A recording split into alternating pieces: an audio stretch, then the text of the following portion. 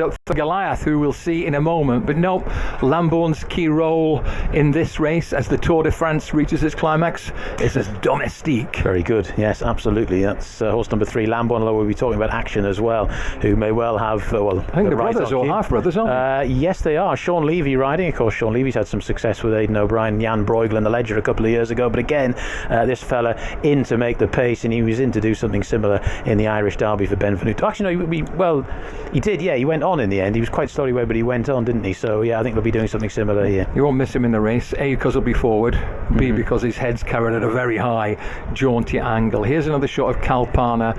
She is a super pro. That is Kalpana, isn't it? Yeah. It is, yeah. This mare, she's very, very uncomplicated. Look at her, head bowed low, ears pricked forward, taking it all in.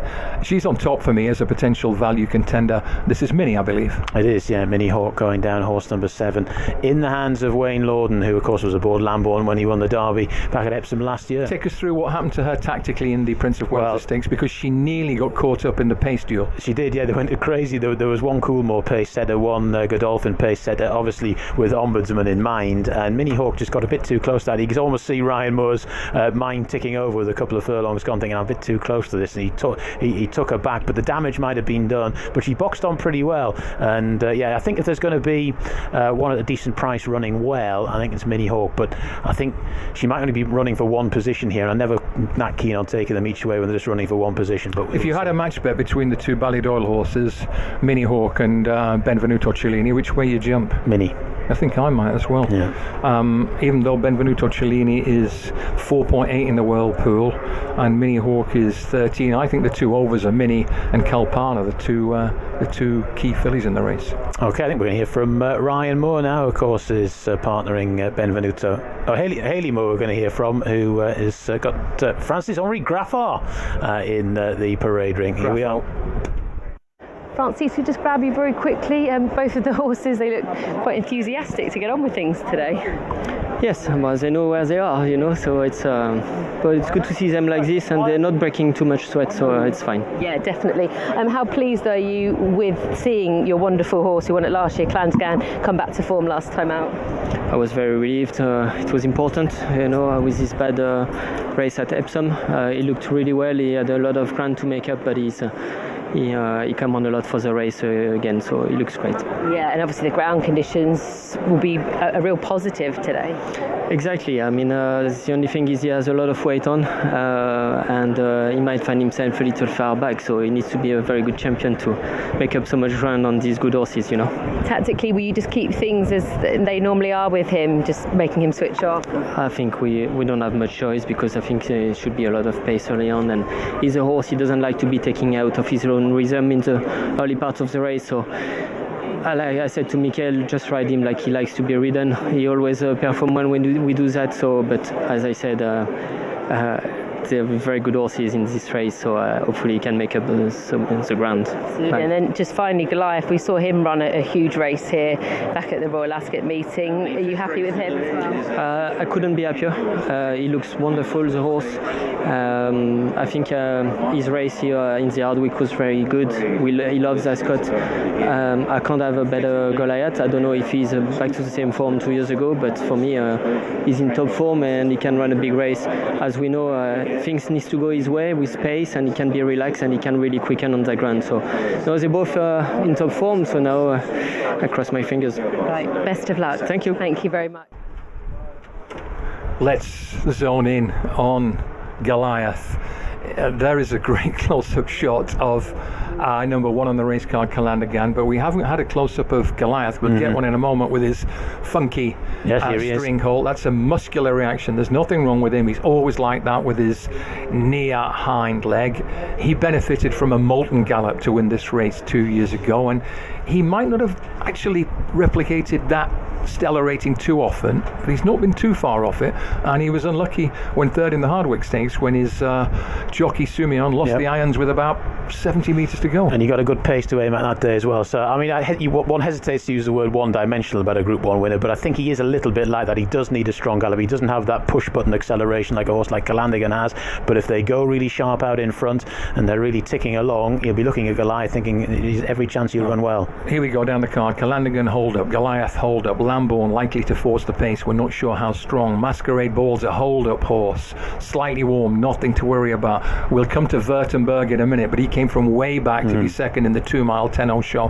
Calpana will stalk. I don't think she'll be too far away. Mini Hawk likely to midfield, Action to go forward, and Benvenuto Cellini to be weighted with. I think we have a few more hold up horses than pace pressers here. And we do, yeah. It's just a question of how fast those two Coolmore pace setters go, really. There might be a situation where the pace setters are 4 or 5 lengths clear of the rest, and that could be that would have its own tactical intrigue as well.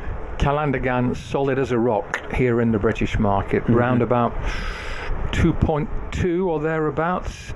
Loose, the Masquerade Ball, only. Was he a head or a short head behind him in the Japan Cup? Yeah. He's out to around about 7-1 here. In the Whirlpool, John, a lively market. Calandigan 1.8. The overs, I think, are Calpana 13. She is several points bigger than she is in Britain. Yeah. Mini Hawk in Britain is what price, John? Because she's 12. 9-1. 12 in the Whirlpool. Yeah. And Goliath is 13 in the Whirlpool. He'd be a bit shorter than that in Britain, would he? No, he's 12-1. So there's no green lampery yet, which is interesting. I was expecting Calandigan to be a bit better in the Whirlpool than he is here in the UK, but the opposite has come to pass, and there's been no great love for Benvenuto Cellini. I thought the Ryan Moore fans would come out, but as yet they haven't. So not that many left to go in for what is a wonderful renewal of the King George VI and Queen Elizabeth Stakes. Simon Holt calling them home. And Benvenuto Cellini and Ryan Moore, they're set. And they're off, racing for the 2026 King George VI and Queen Elizabeth Stakes. And Action is pushed forward on the outside and looks like adopting pacemaking duties. And Lambourne is going forward as well. So Aidan O'Brien, 1, 2, and 3 now. Mini Hawk moves up the inside in the purple jacket.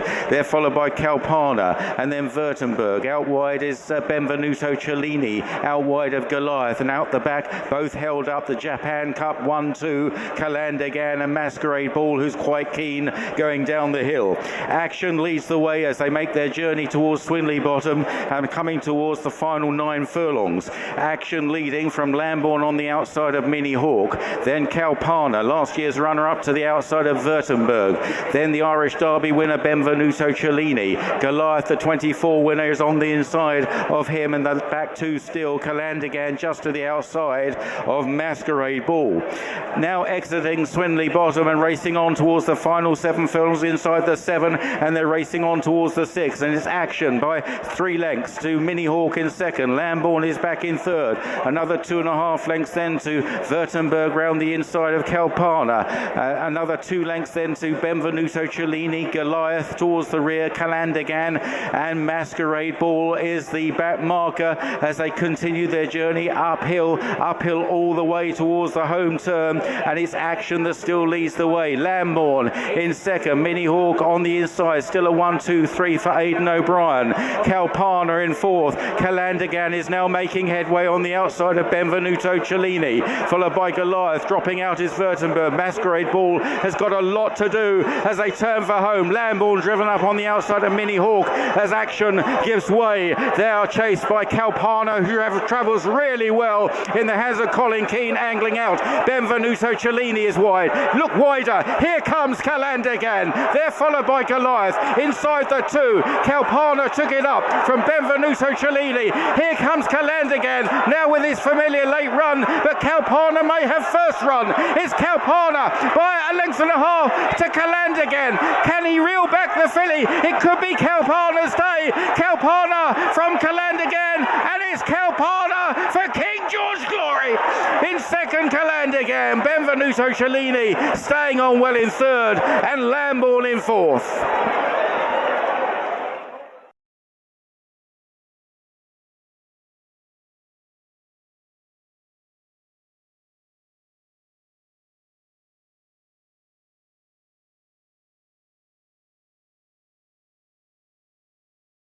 3.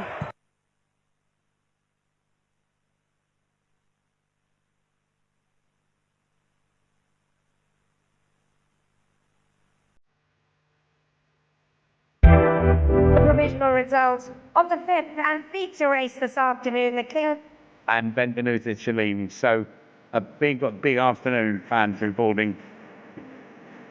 Coming up in around 3 minutes' time, just news of the Best Turned Out award in this race. And thanks to Skybet for their support. Goes to number 1 up there.